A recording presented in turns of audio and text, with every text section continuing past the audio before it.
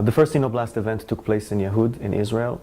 Since then we had InnoBlasts all over the world: Germany, the United States, China, India, Romania, different cultures. It's interesting because it's like a franchise. We have to adapt to the local culture. During that event, any employee can get on stage and make an initial pitch for an idea that they have that can then continue its life in the innovation system that we created.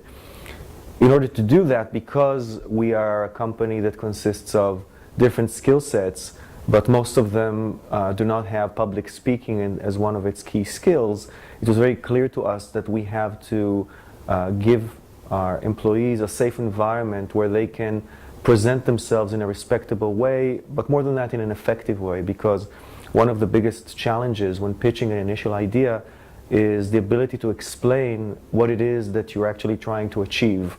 If I'm an engineer, the main thing that turns me on about my idea is the technology. However, if we want to create innovation in a systematic way, we have to focus on the customer value. You see people who are not used to talking in English publicly make the effort to present in English even though it's not their native tongue. They really take risks, which I find really impressive. And the attitude that people initially had when we started this was it's really difficult to understand that VAYOMAR is a lot more than just, you know, don't put your hands in your pocket and stand up straight and, you know, make sure that you speak in the right volume, the right pitch, and etc. It's more about what is it that you're trying to say. And I think this is the main achievement. The fact that people now understand that when you're standing and speaking publicly, it's not so much about your style, even though the style does matter and it is part of the training.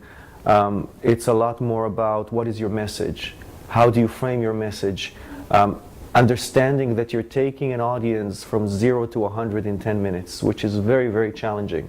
There's a lot of thought that you have to put into how do I frame my idea in a way that is understandable and memorable.